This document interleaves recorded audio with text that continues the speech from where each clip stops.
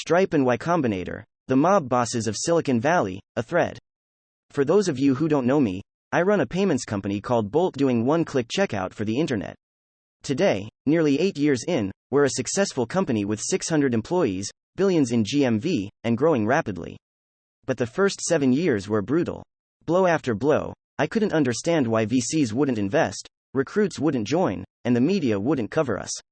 Having a deeper understanding of how Silicon Valley works, I've now put the pieces together. Read this top to bottom, and I will lay it all out for you. At the highest level, two forces have the most power in Silicon Valley. And like, tenfold more than anyone else. Their names, Stripe and Y Combinator. The kicker right-pointing arrow, their power is in how they work together. Let me explain. Stripe is the darling child of Silicon Valley. Early to YC, Y Combinator, Stripe made payment processing APIs easy and signed up all their YC batchmates to use their product. One of them blew up to become Lyft, going from 0 to billions in payment processing. The official payment processor for YC, Stripe, became a hot company. Sequoia, the most powerful VC firm in the world, went all in. Their position today is upwards of $20 to $30 B in Stripe stock. Three forces combined quickly. 1. The most powerful VC firm in the world. 2. The most powerful startup accelerator in the world. 3. The most powerful startup in the world, with the help of number 1 and number 2. But nothing seems too wrong yet? Okay, so now here's where my journey begins. Partying face. Rejection from Y Combinator. We had so much going for us. Product, team, traction. We were undoubtedly onto something. I had even networked my way into YC's leaders who suggested that I apply to YC. We submitted all our company paperwork only to get rejected. Next, we were invited to apply again to Y Combinator and submit updates on our business. I politely declined that invitation. Scissor new to Silicon Valley, I thought every great company needed to go through YC. Conclusion. I would make it on my own. Inability to raise money from established investors. So. I'm a decent fundraiser, winking face. I've raised over $1 billion to date, and have even written a book on it. How did I learn? Countless rejections from every Tier 1 Silicon Valley firm. Let me explain. I had a game-changing product, traction, and a world-class team out of FB, Google, Twitter, Amazon. Fire meetings would go phenomenally well. VCs would get excited, and many even commit to term sheets. Then, mysteriously, they'd back away. To survive, I had to convince up-and-coming VCs to take the plunge with Bolt. Tribe Capital, Activant Capital, Westcap Group. Folded hands branded firms today, they were brand new at the time. My realizations were twofold. 1. Stripe had deliberately taken checks from nearly all the top-tier Silicon Valley investors in order to block new companies. In fact, many of their investors had told me as much, and commented on it as a great strategy. The pro-startup payment processor was on a mission to make sure no other payments company would ever be built in Silicon Valley. The result? Every single one dead skull. Their only competitors rose internationally. Adyen, Rapid, Checkout.com, etc. 2. Anytime investors would backchannel us, they would get scared away. Stripe, YC, and associates knew just what to say to the investors to get them to back away. Intentionally or unintentionally, the forces at B made it 10x harder for us to fundraise. Pretty bad, but not too bad yet. Ellipsis. It gets worse. Blocking the media. Stripe and YC effectively co-run the most important media asset in Silicon Valley, Hacker News. Anyone technical in Silicon Valley, myself included, reads it almost daily. The result? A monopoly on technical eyeballs. The readers know. Anytime Stripe comes out with a new product, it's number 1 on the site. Exploding head. Getting a number 1 ranking is incredibly difficult and generates millions of views. Somehow their posts always make it up there. Stripe knows this game all too well and is all in on media domination. In fact, they self-identify as a publisher. Look up Stripe Publishing. We had several major product announcements that were game changers at the time. NGT, zero fraud guarantees. NGT, one-click checkout. Both had organically made it up to number 1 on Hacker News with hundreds of upvotes. Up arrow within the hour, Stripe posted, gotten theirs to number 1, and ours was gone. We had put incredible work into highly technical blog posts to educate the community on how we did payments differently. The post would rise, then disappear. It was crystal clear to me. Bolt was not welcome on Hacker News. WHO wants proof? On April 18, 2018, we posted this. How Bolt does fraud detection better, linked to, and ~hour later, this showed up. Improved fraud prevention with Radar 2.0 Rs disappeared. The nuke 5 years into Bolt, pouring my blood and sweat into this business, we had finally managed to raise a Series B and C round. Things were starting to pick up.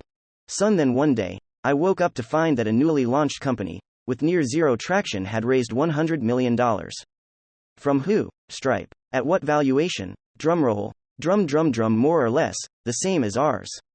Nearly overnight, I had a new competitor with roughly the same valuation and more capital in the bank than us. They did their deal with the mob, allowing them to own a considerable amount of equity in their company, plus a commitment to pay their payment fees. And it's not just us. I believe they've done this to many other companies, including many of my friends. Founders are unable to stand up to them, but the community is starting to catch on. See some of the comments in this thread. Isn't this just good competition? Absolutely, yes. And to be clear, I welcome competition. But here's the thing, the one thing I can't stand is a facade. Stripe wants you to think they're the darling, pro-startup, unicorn company who everyone loves. The reality, if you stand in their way, they will do more than compete with you head-on. Flushed, they will use every power move imaginable, blocking you from capital, media, talent, and funding competitors just to get back at you. So why are they the mob bosses? Mob bosses control resources in a particular geography. If you don't pay them their fees, you don't get access. Even if they're not doing anything illegal, that's exactly how Stripe and Y Combinator work. 2% to 3% on your processing, 7% on your cap table, $400,000, $500,000 as an MFN on your earliest valuation. Pay their fees and get access to their territory. Pay YC their take, and you now can sell your products to YC companies. Don't pay their take, and the YC company that does gets all the YC companies as customers. They call it empowering your batch. I call it the mob boxing glove. This is one of the best shots at a new $100 billion company I can think of. Memes are the most powerful, most underrated, and most misunderstood item in a startup founder's toolkit. A thread on how to use memes to grow your startup. 1. Why memes? Memes are great tools at showcasing 4 things that startups need: plus positioning, plus progress, plus community, plus credibility. 2. Positioning. A great way to position your startup is through contrast. Highlight the status quo, then pit yourself against it. Contrast burns your brand into the customer's mind. At Good Marketing HQ. 3. Example. Wes Anderson. Can actors meme position yourself within the wider market by contrasting yourself to the wider market? 4. Progress. Highlighting growth and progress at your startup gives people something to root for and invites them behind the scenes. Give them access to your story through memes. 5. Example.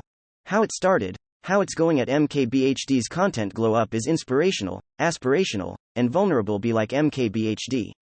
6. Community memes are shared symbols that groups of people can use to broadcast their belonging to a community. Creating symbols and iconography around insider experiences reinforces kinship. At Chris Cantino. 7. Example. Banana cap. When you tie your brand to an object, that object becomes a meme template that your community can use. At Turner. Novak turned every banana into publicity for his fund by making it into a meme template. 8. Credibility. The early days of startups are often characterized by trying to get people to care about what you are building, plus media coverage, plus fundraising, plus investors are all examples of this. But you can hack credibility through memes. 9. Example. Nikita's app at Nikitabeer turned the very process of trying to gain credibility into a meme. As meme gained traction, more people set out to prove they got the joke, which turned into millions of free impressions. 10. Final thoughts. Memes lend an intangible it factor to a startup who leverage them well. If you get memes, you automatically stack credibility points in the eyes of an internet literate audience. Use memes to grow trust, then use that trust to grow your startup. Becoming more convinced that startups doing something really boring, unsexy that no one else wants to do is a moat. PG calls this schlep blindness. Stripe was his 2012 example still true today. The 20/80th rule for innovation. It's all about the edges. You can't innovate from the center of the firm. You have to start at the outer edge and work your way in. Same thing is true for healthcare. I like this quote. Is this yours? It is from Jeff DeGraff, founder of Innovatrium Institute of Innovation and 7 Deadly Sins of Innovation Leaders. Arguably many API businesses, Stripe, Twilio, Plaid. But part of the magic may be having a team culture that is very passionate despite the core being tedious software integrations with legacy systems. Especially if the founders are good at recruiting. Being able to recruit people to work on something boring that most people don't want to work on is very powerful. End-of-life planning tech, estate planning, wills, services, etc. Funeral tech aka fun tech. This is one of the reasons why I find compliance tech and workflow automation in healthcare interesting.